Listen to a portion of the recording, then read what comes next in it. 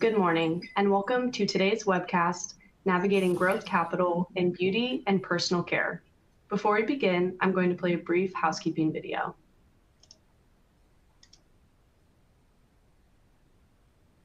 Welcome and thanks for joining us. Our webcasts are designed to help elevate your business performance. Transform your future for the better with advisory solutions tailored to your vision and supported by our collective technical resources. Our presentation will start in a few moments. Before we begin, here are a few things to keep in mind. You can customize how you both view our presentation and interact with the presenter. For better viewing, close all other applications and turn up your speaker volume. You can also adjust window size and placement or enter full screen mode using the controls at the top of the window or dragging the bottom right-hand corner to resize. At the bottom of your screen, you'll see a series of icons, each relating to a different aspect of our session. You can download the group attendance sheet and a PDF copy of today's slides from the slide deck and handouts widget. You can ask our presenter questions during the webcast by typing a question in the Q&A window and clicking Submit. We'll do our best to answer all questions during the presentation or follow up via email. If you experience technical difficulty during today's presentation, refresh your browser by hitting the F5 key. As a reminder, the presentation you're about to see is not legal, investment, or accounting advice. We encourage you to seek the counsel of a professional service provider to apply this content to your specific circumstances. Before we get started, I wanted to share our big news that Moss Adams and Baker Tilly have joined forces to redefine accounting, tax, and advisory services for the middle market. It's really exciting, and you can read more about it on our website via the link in the slide deck and handouts widget. With that, I'm pleased to introduce today's presenters, Jana Wright and Gassen Mosbahi, principals from Moss Adams, now Baker Tilly, and Lauren Beauchamp, vice president at Norwest. With that, I will turn it over to Jana to get us started. Thank you, Talia.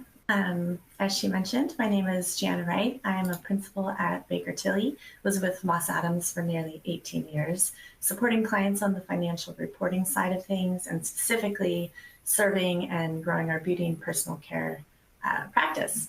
So today I would like to provide an overview of the current state of the beauty industry, focusing on its economic performance, key categories, and emerging trends shaping the market. The global beauty and personal care market is projected to reach approximately $858 billion by 2030.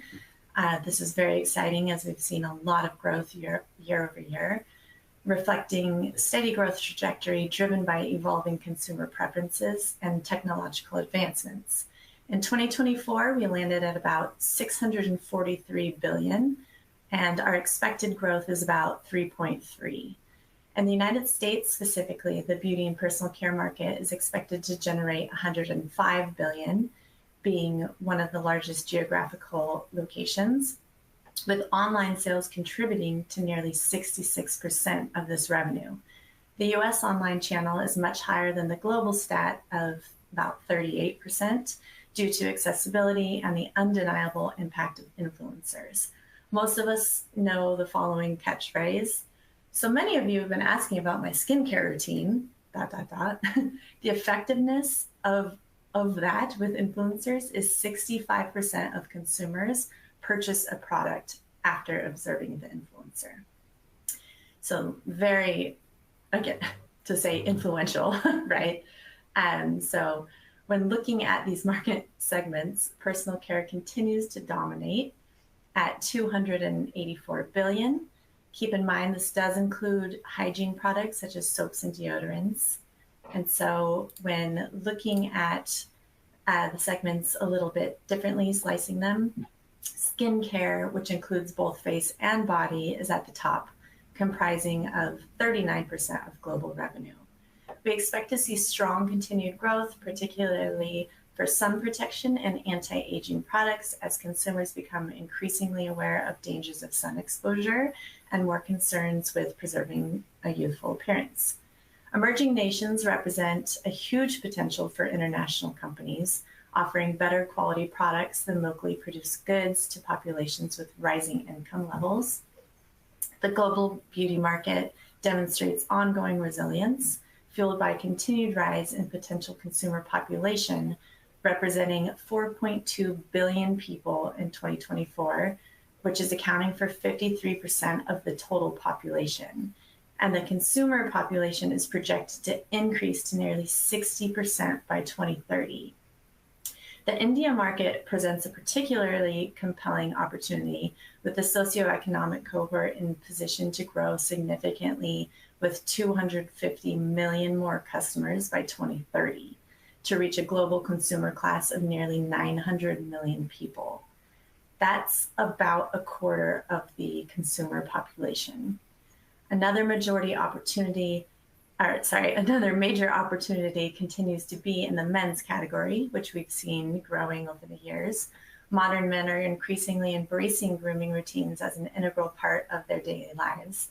The traditional notions of masculinity has shifted, allowing men to invest time and resources into personal care without societal stigma. These opportunities are tied into the emerging trends of the industry. Brands are expanding their product ranges to cater to diverse skin tones, skin types, reflecting a commitment to inclusivity. AI-driven tools are enabling brands to offer customized skincare solutions, enhancing customer satisfaction and loyalty. And augmented reality and virtual try-ons are transforming the online shopping experience, allowing consumers to make more informed purchasing decisions. Brands that adapt to these shifts and align with consumer values are likely to thrive in this dynamic market. So transitioning into the main topic, sorry, I'm spilling a lot of facts out very quickly. You can see on this slide the chart from 2022 to 2024 on where multiples landed for various markets. The main line to focus on is the top, which represents the beauty and personal care industry. Many of you may remember the extreme multiples we saw in the very beginning of 2022, which were 25 times EBITDA. Admittedly, we may have gotten a bit excited post-pandemic. Great margins, consumers coming back in and just growth in all of the market segments. And so some of those investors, needing to be a little strategic and creative in getting their return on their investment. But as we continue through the years, you can see a little bit of normalizing, but still really maintaining that very healthy multiple, averaging just around 20 times EBITDA. So in regards to deals happening, we did see a slower 2023. The U.S. personal care M&A activity rebounded sharply in 24 with 55 closed transactions, marking a 49% increase over the previous year. A significant portion of these deals was driven by private equity, signaling positive trends for a broader M&A market. Looking ahead, the outlook for 2025 remains strong. And what a great way to transition into the mind of an individual from private equity. So I will let you take it away, Lauren. Yeah, Jana, just a quick question because we transitioned to Lauren. You mentioned that the global beauty personal care market is projected to exceed about 650 billion or so in 2024, with 38% of sales coming from online, the online channel. I guess looking, many of our listeners are founders and owners of beauty companies. How should they think about balancing investments across their channel of DTC versus retail as they scale? How should they think about that 38% and now and going into the future? So maybe if you can chime into that, and also perhaps Lauren can do that as well. Sure. Yeah, to your point, what we're seeing with, really emerging brands starting up is there is definitely that need to focus on D2C. Typically, that is, where the higher margins are, which allows the brands to have more cash flow to really put in investing that organic growth with their brand. But I will say, focusing on D2C, obviously that is direct to consumer, and the consumer is fickle and we change our minds a lot. We are humans. And so really knowing your consumer is extremely important, so that you can grow that base prior to any type of, outside investment coming in and helping you get into, more omni-channel and other expansion. And so I think, Lauren, you've got some thoughts on that as well. Yeah. So, I think a lot of brands early on really lean into D2C as a lever to grow in an efficient way, but also to build that relationship with their consumer, and be a little bit more hands-on. I think what's important is for brands to think about their longer term omni-channel strategy. So even if you are still in the stages of scaling on D2C, being thoughtful about your plans to eventually go into retail, how you time that, how you cadence those launches, which retailers you go into first. I think, pre-iOS change 5 years ago, D2C was a very, very efficient way of scaling the business. Things have changed, and I think it's become increasingly important to have that omni-channel flywheel where you're not only just benefiting from, to your point, the higher margins of D2C, but also the consumer walking into a Sephora or an Ulta or a Target or whoever it may be and seeing your brand on shelf and then maybe coming back to your website to purchase. So we can talk more about this, but I think being thoughtful about that strategy and that timing and how you are, thinking ahead of time about when you're going to launch into retail is very important. Great, so I will jump in just to give a bit of context on my background. I started my career in the public accounting world at PwC before transitioning over to the investment banking side at Jefferies, where I helped to build out our beauty and personal care focused practice. I worked there primarily on facilitating strategic acquisitions of brands across skincare, hair care, color cosmetics, professional skincare, you name it. I then transitioned to Norwest, where I spent the last 5 years of my career investing in growth stage businesses across beauty and personal care. To give a bit of context on Norwest, we are a $15 billion multi-stage investment firm currently investing out of a $3 billion fund across our venture and our growth equity teams. I'm obviously, as the name would imply, on the growth equity side of the house, where we're primarily investing in growing profitable businesses across the US and internationally. As a firm, we're sector agnostic, so we invest across consumer, healthcare, and technology, which allows us to bring a diverse set of perspectives and resources to companies facing similar challenges characteristic of this stage in their growth cycle. While our portfolio is broad, we do have specific focus areas that we've gravitated towards over the years, and beauty and personal care is certainly one of those. You'll see here a sample of our portfolio brands, with some of the personal care brands highlighted here in the middle. I won't spend too much time here, but I think the takeaway is that our goal is really to offer our portfolio companies with access to a deep network of resources and experience within the sector. Each of these brands obviously has a different story, a different channel mix, a different overall growth strategy. And we know that there's no one size fits all blueprint, which is why this session today will talk about helping you frame the capital journey that's right for your business. I want to start with the question, what are investors actually looking for today? You'll likely hear a different answer from each firm that you talk to, which is why when you start having these conversations and building these relationships, it's important to understand their strategy. I always say companies should look for the investors that seem to be aligned with your business and goals rather than changing your approach to fit into any given box. Taking the time to have these conversations with investors early, build your network, build those relationships can help you understand which firms you feel are most aligned with your specific strategy outside of a higher pressure situation when it comes time to bring on a growth equity partner. That being said, every firm, as I mentioned, looks for something different, which isn't all that helpful. So there are some commonalities, I would say, that I think growth investors are generally looking for in today's market. Oftentimes, investors want to see healthy, profitable, sustained growth. While there are certainly earlier stage growth investors that may not need profitability at time of investment, they typically do want to see a clear path to it in the coming years with unit economics that reflect that. So what does that mean? High gross margins, sustainable CACs, meaning ideally profitable on first purchase or soon thereafter, strong repeat rates and LTVs. We can talk about some of what those metrics may look like, but those are generally the characteristics that give investors confidence that if not profitable today, there's a clear path to that in the near term.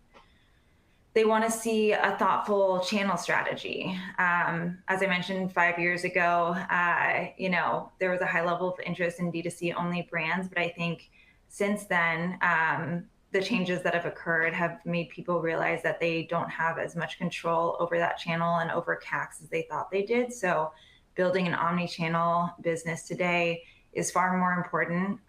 So that means early on being thoughtful about the retail strategy, when you plan to go into retail, how you cadence those launches. Sometimes it's important to think about the order of retail launches and whether going into one channel or one retailer first may make it harder to get into others. So making sure that you're ready to have those conversations, and that when you do launch in retail, you have the right infrastructure and cash flow in place to make sure that that is a successful launch. They're looking for brand strength, meaning you built a loyal community with real love of brand and you're filling some defensible white space in the market, which ultimately is what strategics tend to be very focused on. And then finally, they're looking at team. You don't necessarily need to have a fully built out team at the time that you are raising growth equity or finding a growth equity partner. And in fact, it can be risky to build out a very expensive and seasoned management team before you're at the scale to support it. But they want to know whether the current team is capable of scaling the business through this next stage of growth and what the gaps are that will need to be filled in the near term.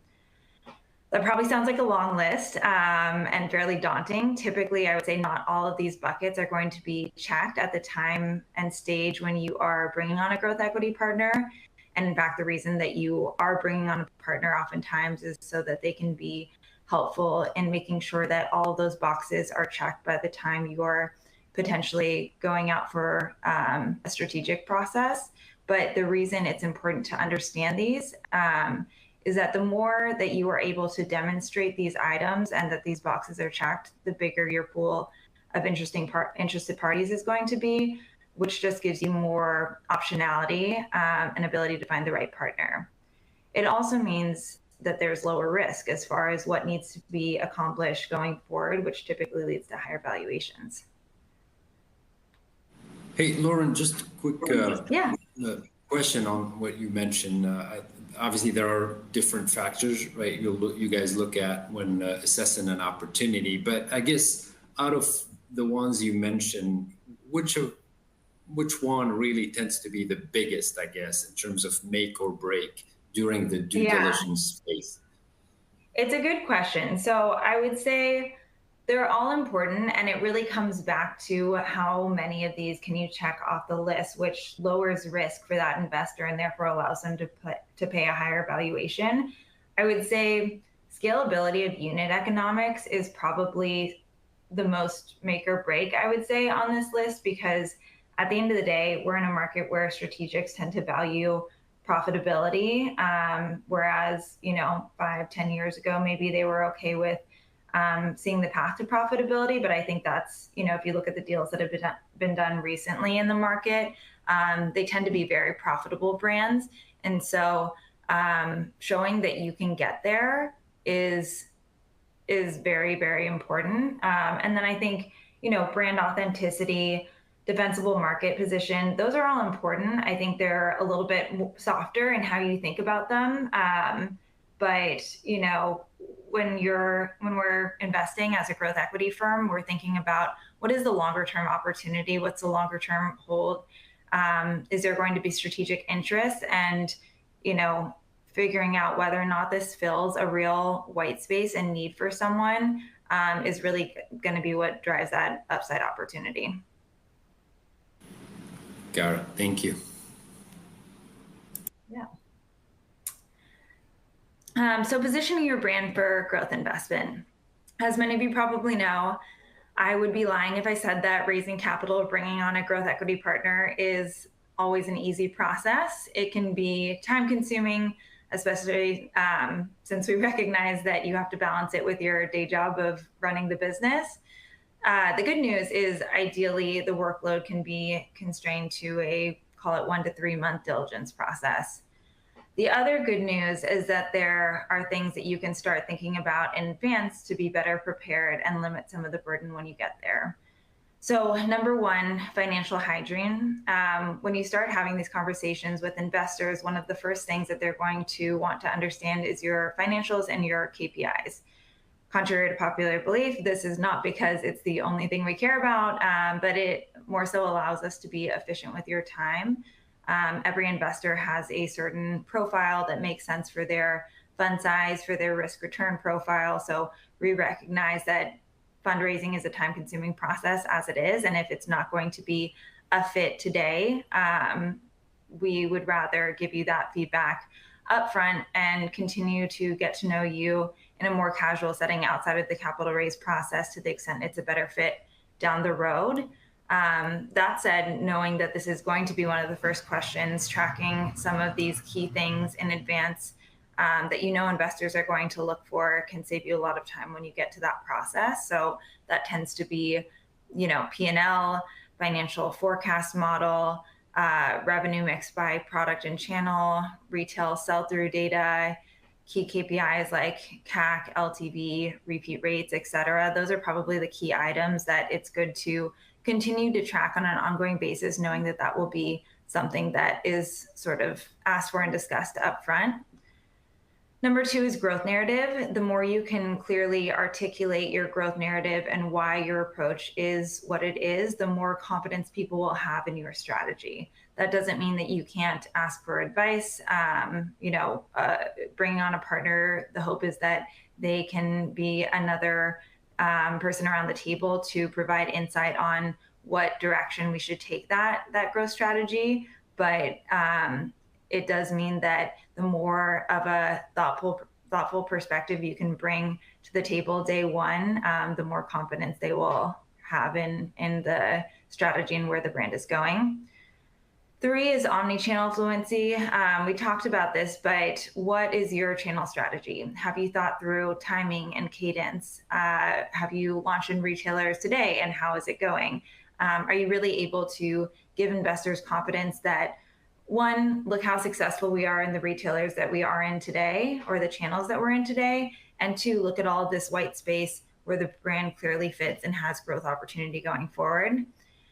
And then finally, team readiness. Understanding the current team needs, the near-term needs, the long-term needs, and being able to articulate those for founders, coming with a perspective on what you want your role to be going forward versus what you're doing today. What are your strengths and weaknesses? Do you want to spend your time focused on product and find someone to take over the day-to-day operations? What does that look like for you, and how does that play into hiring needs? I think being in a position to have those conversations up front, just make sure that everyone is aligned. You make sure that you're going to be playing the role you want to be playing going forward, and investors can prepare for the hiring that they will likely need to do to support you post-close.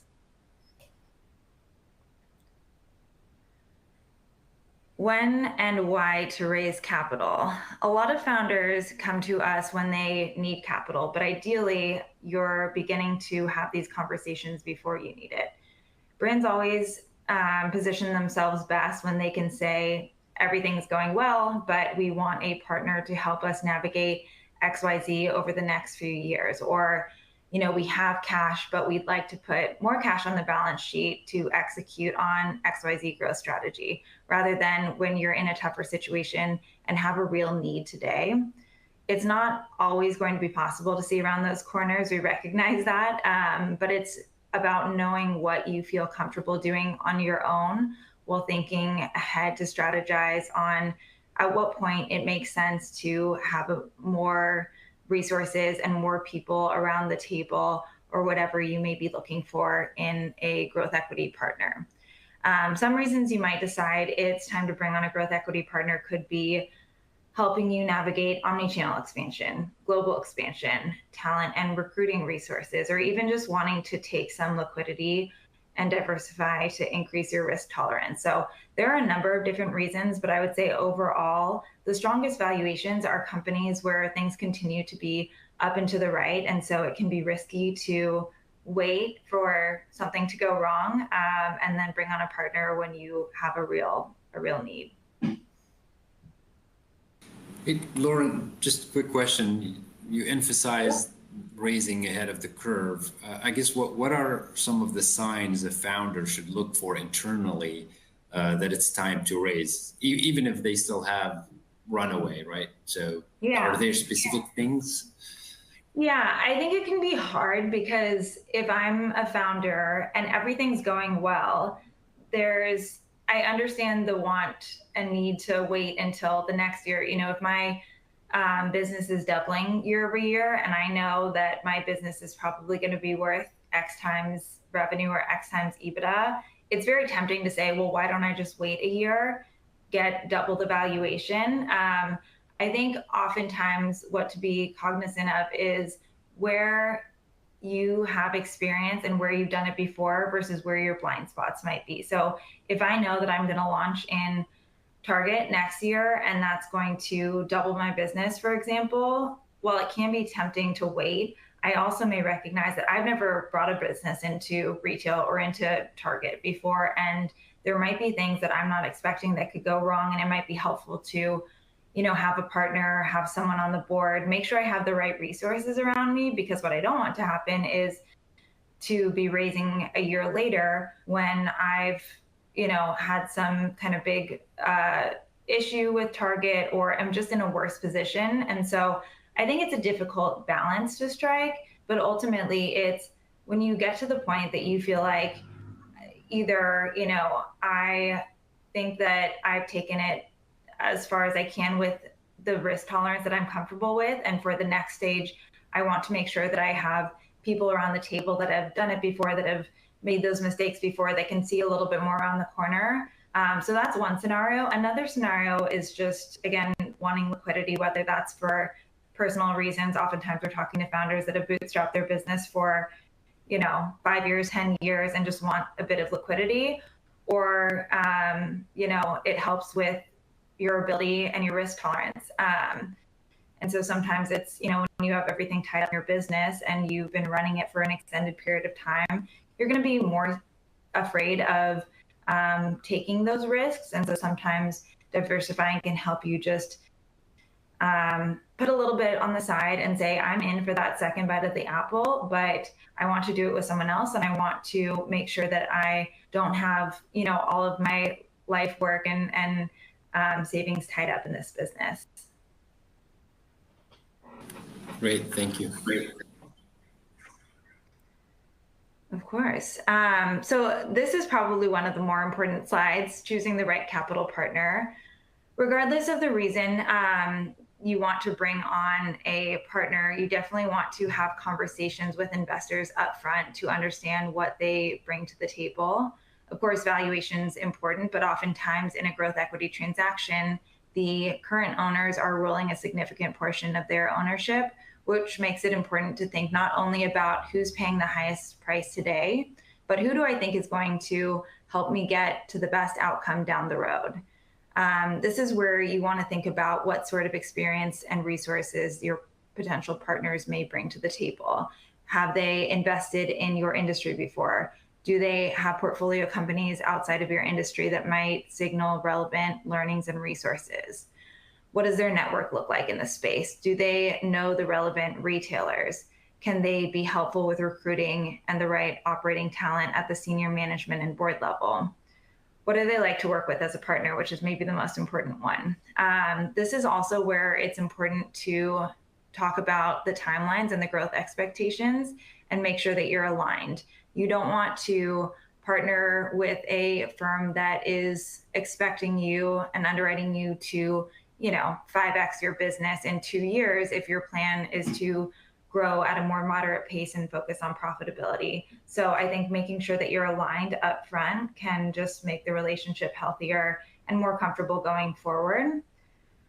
Even on valuation, the headline number isn't all that matters. Oftentimes, investors might use some kind of structure to get to a higher valuation, which inherently isn't necessarily a bad thing, but you want to understand how that impacts your ownership and also alignment of incentives. For example, if there's a situation down the road where investors may benefit from selling, but management might benefit from holding, making sure that structure is set up so that all incentives are aligned and everyone's benefiting from every dollar increase in enterprise value at exit is important.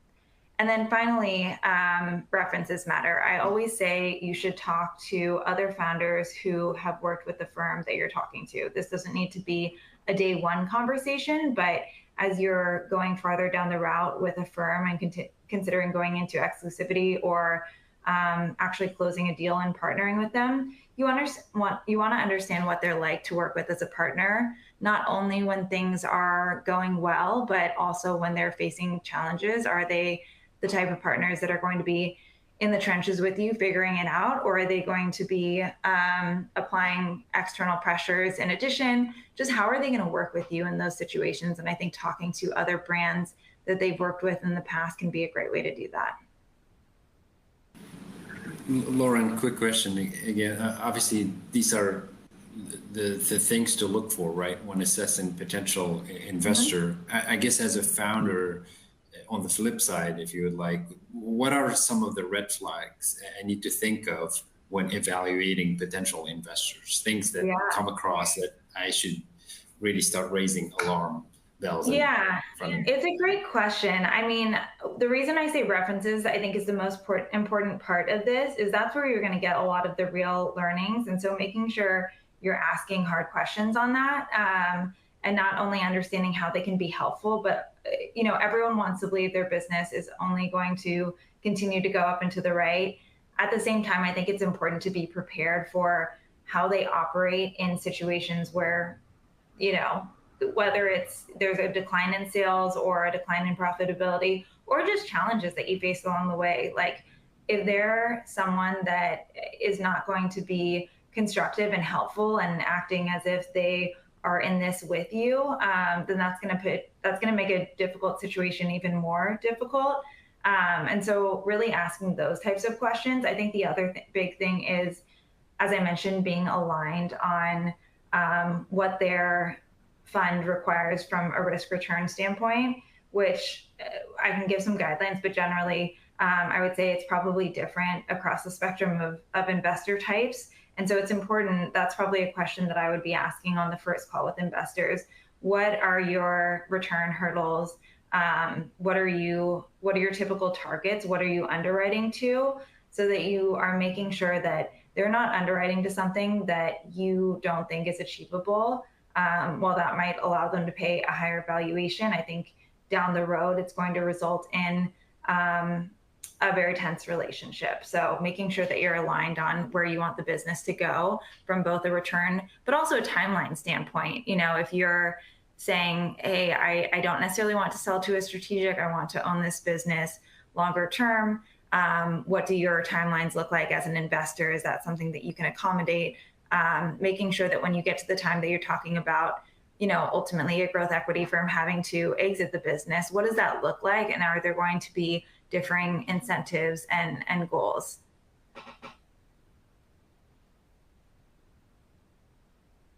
Perfect, thank you. Yeah. The last section here, fundraising realities and lessons learned.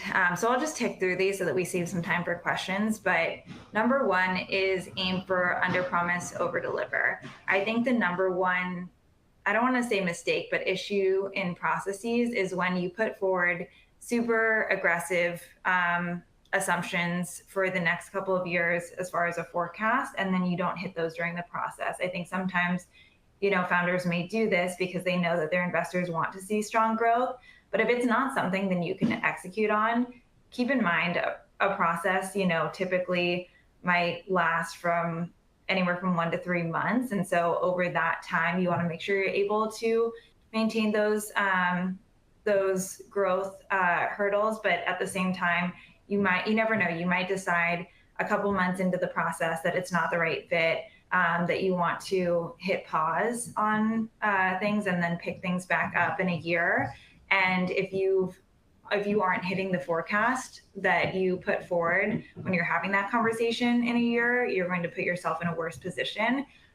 On the other side, I think the strongest position you can put yourself in is where they're expecting you to hit certain numbers, and you can say, hey, look, we overachieved forecast. So making sure that while you want to show something that attracts a wide pool of investors up front, you want to make sure that that's something that you can hit and even maybe overachieve.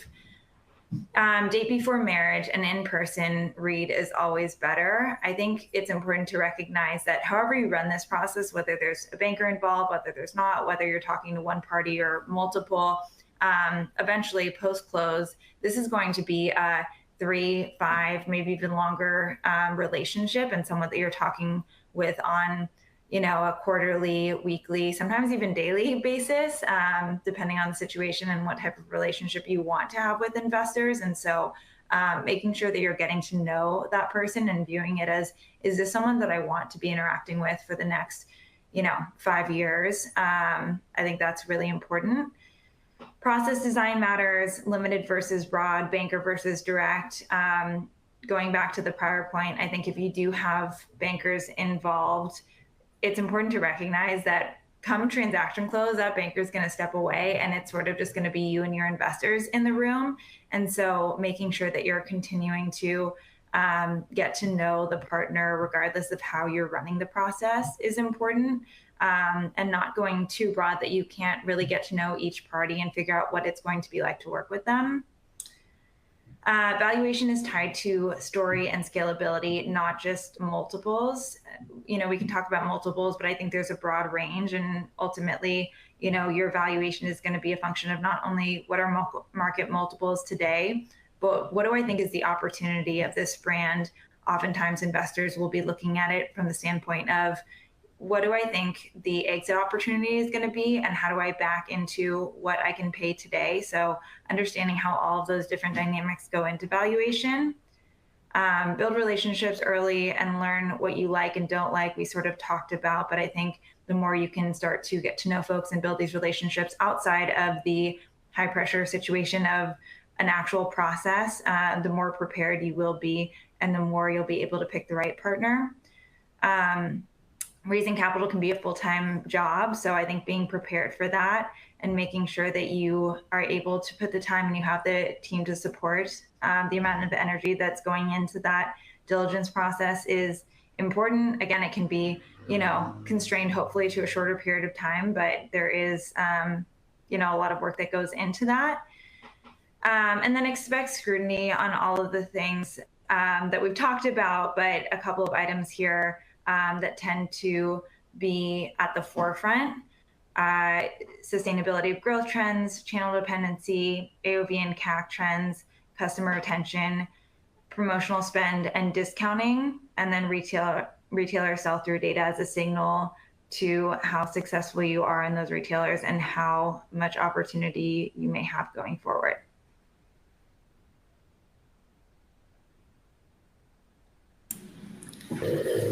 Amazing. Great. Thank you for all the insights that you've provided. I believe we have several questions from the audience.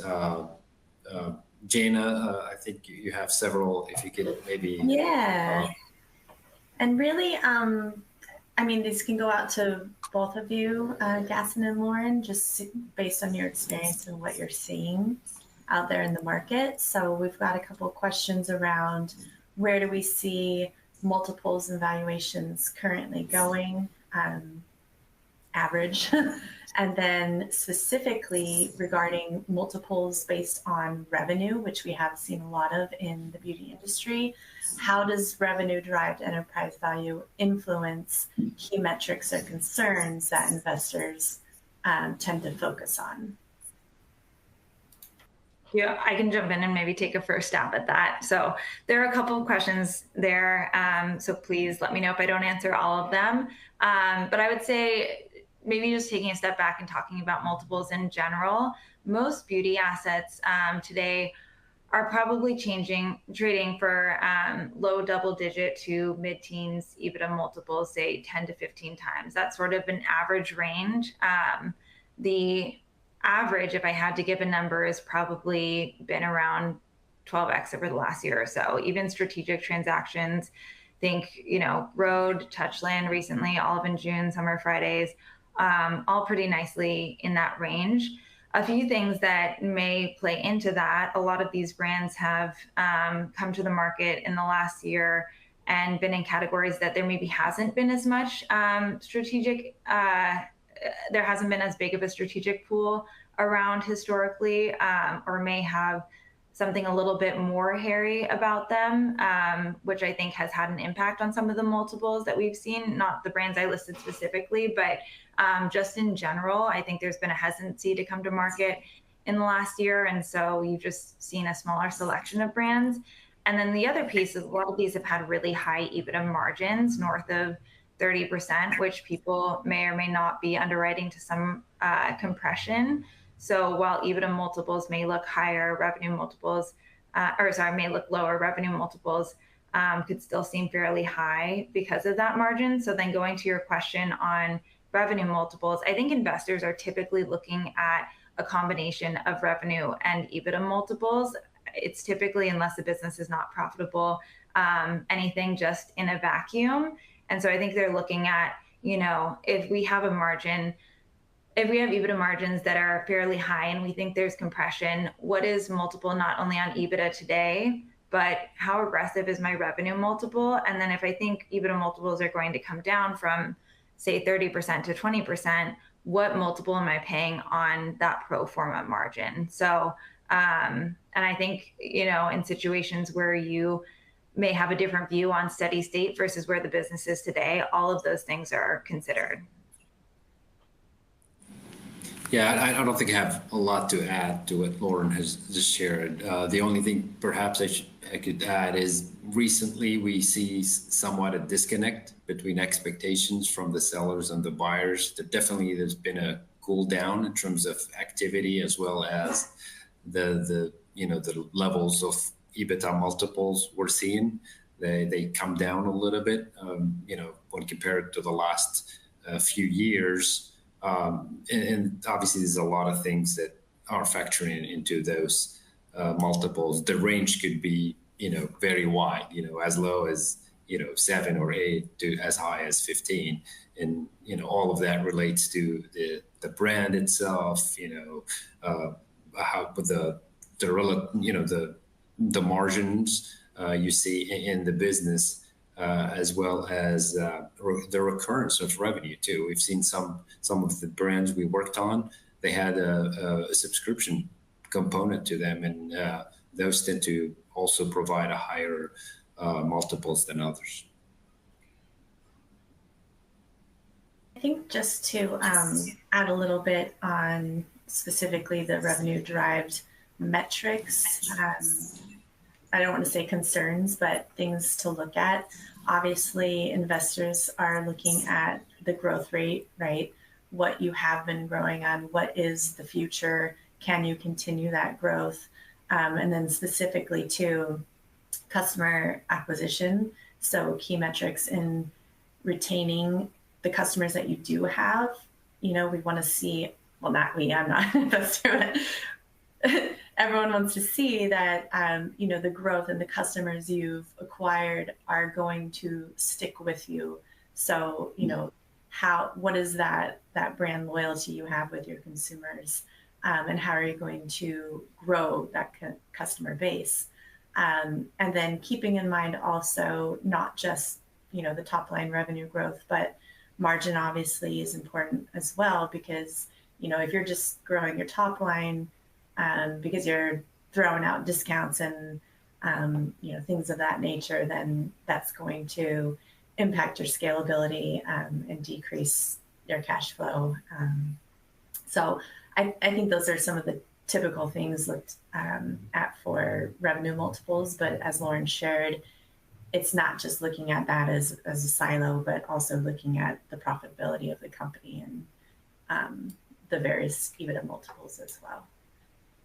It's a combination. Let's see, do we have any other questions? There is a specific question. I don't know if you two have had experience with hair care transactions and what kind of deals and valuations you're seeing specific to that market segment. Yeah, I would say that the range you mentioned still applies. I think most folks, when they're looking at investments in the beauty personal care space, they're looking at a range of multiples that includes not just the sector that they're looking at, but, if I'm looking at hair care, it's also, what are skincare brands trading at? What are color brands trading at? The interesting thing about the beauty personal care space is it goes in cycles. So, for a couple of years, color might be hot, and then it might go to skincare, and then hair care, and then other categories. And so we tend to look at it as a whole, because just because hair care may be the hot thing today, 5 years down the road when we are selling to a strategic, hair care might be trading for color multiples or skincare multiples. So I think we look at it as a whole. That being said, I think there is additional value for assets. Ultimately, growth equity investors, I don't think it's a secret, make our money from, buying businesses and ultimately selling our ownership in businesses. And so things that increase our ability to pay more are what sort of value we think we are going to get on the brand at exit. And if you are investing in a sector that there's high strategic interest, and I know strategics may have the ability to pay outsized multiples, then that's going to allow me to pay more. I think, skincare has been one of those areas. Hair care is certainly one of those areas, increasingly more over the last couple of years. And so you might see that reflected versus categories where there's less strategic interest, but there have certainly been deals done in those categories. And so, even the categories with maybe less interest. And so I think overall, I would say it falls in a similar range, regardless of what the category is, depending on kind of where you are in the market cycle. So think sort of in that 10 to 15 times range, with opportunity for both outsized multiples for assets that check all the boxes, and also multiples that are lower if we feel like there's a lot of risk or work to go into that. Awesome, thank you. That is our time for today. So thank you all. And I will pass it back to Talia to close us out. Thank you. Awesome. Thank you, Jana and Gassen and Lauren, for a great presentation today. If we didn't have time to answer all your questions, we will do our best to follow up with you after the webcast. And here's a link to an online survey where you can provide feedback for today's presentation. Please take a moment to complete this survey, as your feedback is very important to us. Please also visit mossadams.com for future webcasts and other resources to help elevate your performance upward. Thank you for joining us, and we hope you'll join us again next time.